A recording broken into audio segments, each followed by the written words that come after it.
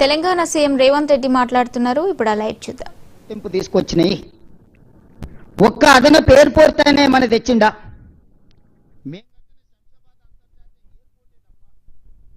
10 సంవత్సరాలలో ఒక్క కొత్త రైల్వే లైన్ కానీ, ఒక్క కొత్త అంతర్జాతీయ ఎయిర్పోర్ట్ కానీ, పోనీ డొమెస్టిక్ ఎయిర్పోర్ట్ కానీ, లేకపోతే మనకు ఎలాంటి అభివృద్ధి కార్యక్రమాలు ఏమైనా తీసుకొచ్చిండ్రా వీళ్ళిద్దరూ? మనం ఇచ్చిన ఐటీఐఆర్ను రద్దు చేయడం తప్ప, ఏఐబీపీ ప్రాజెక్టుల కింద మనం ఇచ్చిన ప్రాజెక్టులను రద్దు చేయడం తప్ప, సాగునీటి ప్రాజెక్టుల మీద 6,000 కోట్ల రూపాయలు బ్యాంకుల ఎఫ్డీతోని జిహెచ్ఎంసీని అప్పచెప్తే ఈరోజు 10,000 కోట్ల రూపాయలు అప్పు ఉంది జిహెచ్ఎంసీ మీద. మరి కౌన్సిలర్లు వాళ్ళే గెలిచిండ్రు, కార్పొరేటర్లు వాళ్ళే గెలిచారు, ఎమ్మెల్యేలు వాళ్ళే గెలిచారు, ఎమ్మెల్సీలు వాళ్ళే గెలిచారు, ఎంపీలు వాళ్ళే గెలిచిండ్రు. మొత్తం పరిపాలన మీద 100% గుత్తాధిపత్యం వాళ్ళ చేతుల్లోనే ఉంది. ఎందుకు అభివృద్ధి చేయలేకపోయినరు? హైదరాబాదు దాహార్తి తీర్చడానికి ఏదైనా ఒక నూతన తాగునీటి పథకాన్ని 10 ఏళ్లలో వీళ్ళు మొదలు పెట్టినరా? పూర్తి చేసిండ్రా? మీరు ఒక్కసారి చెప్పండి. ఈరోజు కృష్ణానది జలాల నాడు చంద్రబాబు నాయుడు గారు మొదలు పెడితే phase 1, phase 2, phase 3 Congress party చేసింది. గోదావరి జలాలను ఆనాడు రాజశేఖర రెడ్డి గారి ప్రణాళికలు, కిరణ్ కుమార్ రెడ్డి గారు ప్రణాళికలు చేస్తే అవి పూర్తయినాయి. మెట్రో రైలు జైపాల్ రెడ్డి గారు, రాజశేఖర రెడ్డి గారు కలిసి హైదరాబాద్ నగరానికి మెట్రో తెచ్చిరు. ఆనాడు మెట్రో దేశంలోనే 2వ స్థానంలో ఉండే, ఇవాళ 9వ స్థానానికి పడిపోయింది. 10 సంవత్సరాల మెట్రోను 1 కిలోమీటర్ అయినా విస్తరించిండ్రా? 7 కిలోమీటర్లు ఓల్డ్ సిటీలో కట్టాల్సిన మెట్రోను ఎల్ఎన్టీకి అమ్ముడు పోయి, ఎల్ఎన్టీ దగ్గర కమిషన్లు తీసుకొని వాళ్ళని బెదిరించి బ్లాక్మెయిల్ చేసి, సచివాలయం ముందు మన అసెంబ్లీ ముందు నుంచి టన్నెల్ పోవాలి, పైనుంచి పోతుందని బేగం బజార్ల వ్యాపారాలను దెబ్బతీస్తారని 3 సంవత్సరాలు ప్రాజెక్టును ఆపి 1,000 కోట్లు ఎల్ఎన్టీతో వసూలు చేసుకొని ఈరోజు ఎల్ఎన్టీ మునగడానికి కారణము కేసీఆర్, కేటీఆర్ కాదా? మీరందరూ సజీవ సాక్ష్యం కదా. ఎల్ఎన్టీని ఎట్లా బ్లాక్మెయిల్ చేసిండు చంద్రశేఖరరావు? ఎందుకు మెట్రో నగర విస్తరణతో పాటు మెట్రో విస్తరణకు ఎందుకు ప్రణాళికలు చేయలేదు? ఎందుకు కట్టలేదు? 10 సంవత్సరాలు స్ట్రైట్గా 10 సంవత్సరాల 20 లక్షల కోట్ల రూపాయల ఆదాయము చంద్రశేఖరరావు గారి చేతికి వచ్చింది తెలంగాణ రాష్ట్రంలో. 20 లక్షల కోట్ల రూపాయల ప్రజలు కట్టిన పన్నులు చంద్రశేఖరరావు గారు ఎక్కడ ఖర్చు పెట్టిండు, ఏమి నిర్మించిండు, ఏమి అదనపు ఆదాయాన్ని తీసుకొచ్చిండు?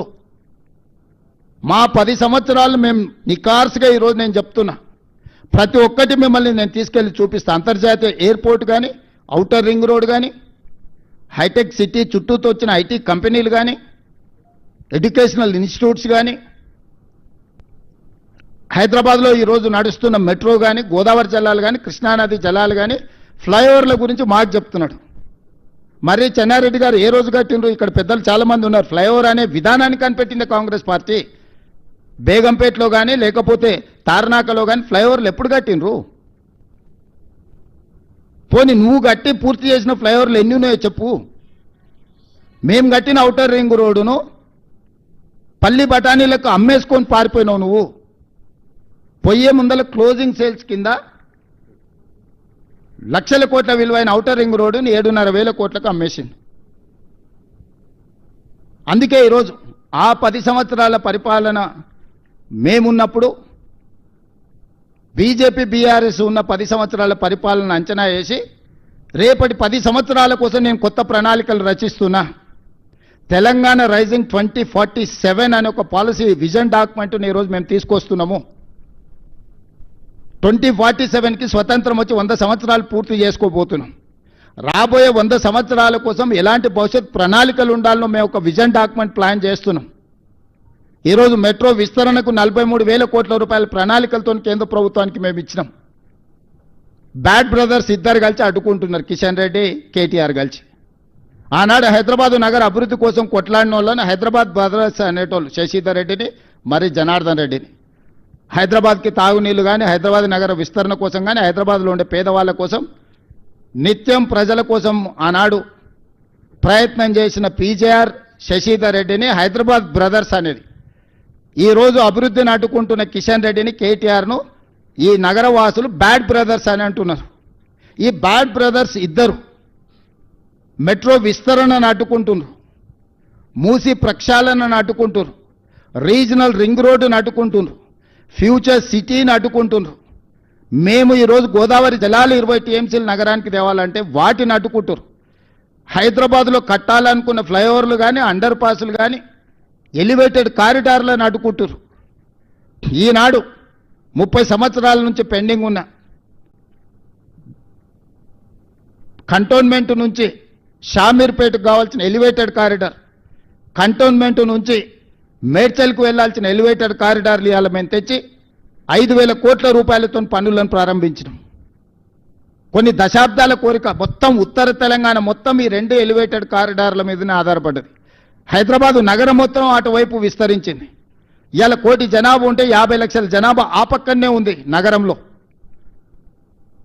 కరీంనగర్ ఆదిలాబాద్ నుంచి మొదలు పెడితే ఉత్తర తెలంగాణ మొత్తం ఆ 2 ఎలివేటెడ్ కారిడార్ల మీద ఉంది.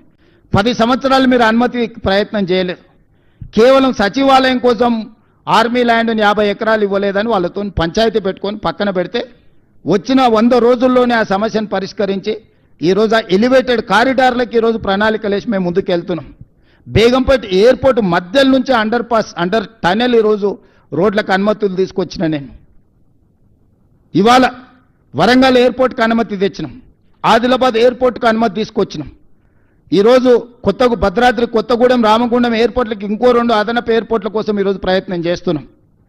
ఈరోజు తెలంగాణ రాష్ట్రానికి పోర్టు లేకపోవడం వల్ల ఈవీ ఇండస్ట్రియల్ డెవలప్మెంట్ ఆగిపోతే కేంద్ర ప్రభుత్వాన్ని ఆంధ్రప్రదేశ్ ప్రభుత్వాన్ని ఒప్పించి మచిలీపట్నానికి greenfield national highway 12 lanes road వేసి ఈరోజు మనకు పోర్టు లేని లోటును తీర్చి మచిలీపట్నం పోర్టు నిజాం కాలంలో ఉన్న పోర్టుకి ఈరోజు మనం అనుసంధానం చేస్తున్నాం. ఈరోజు రేడియల్ రోడ్స్ వేస్తున్నాం. ఈరోజు శ్రీశైలం ఎలివేటెడ్ కారిడార్ నేషనల్ హైవేతో పాటు శ్రీశైలం టైగర్ రిజర్వ్ ఫారెస్ట్లో 56 కిలోమీటర్ల ఎలివేటెడ్ కారిడార్కి ఈరోజు కేంద్రం నుంచి అనుమతి తీసుకొచ్చినాం. ఈరోజు హైదరాబాద్ ఎయిర్పోర్ట్ నుంచి కొడంగల్కి డెడికేటెడ్ హైవే వేస్తున్నాం. ఈరోజు ఎన్నో ఇండస్ట్రియల్ పార్కుల కోసం ల్యాండ్ ఎక్విజిషన్ ఒక స్ట్రీమ్ లైన్ చేసినాం. ఎన్ని జీసీసీ కంపెనీలను తెచ్చినామంటే నేను ఛాలెంజ్ చేస్తున్నా, ఫార్చ్యూన్ 500లో ఇలా 70% జీసీసీ కంపెనీలు ఇండియాకు వచ్చిన దాంట్లో ఓన్లీ హైదరాబాద్ నగరానికి కాంగ్రెస్ పార్టీ అధికారంలోకి వచ్చిన తర్వాత తీసుకొచ్చినాం. వ్యాన్గార్డ్ కానీ, మెక్డొనాల్డ్స్ కానీ, ఎల్ఈలిల్లీ కానీ, అమెరికన్ ఎయిర్లైన్స్ కానీ, నేను కంపెనీల డీటెయిల్స్ అన్ని మీకు ఇస్తా. ఎల్ఈలిల్లీ ఈరోజు $1 బిలియన్ ఫార్మాలో ఇన్వెస్ట్మెంట్ ఈరోజు తీసుకొచ్చినాం తెలంగాణ రాష్ట్రానికి.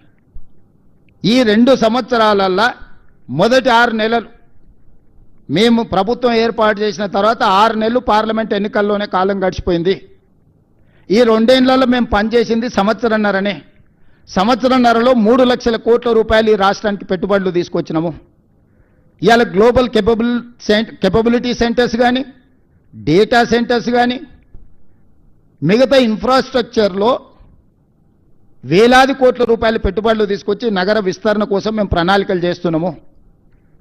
10 సంవత్సరాలు మీరు ఏమీ చెయ్యకపోను తెలంగాణ రాష్ట్రాన్ని కొల్లగొట్టి ప్రజలకు ఉపయోగం లేని, ప్రయోజనం లేని కమాండ్ కంట్రోల్ రూమ్, సచివాలయం, ప్రగతి భవన్, కాళేశ్వరం చూపించి ఎంతకాలం ప్రజల్ని మభ్యపెడతారు?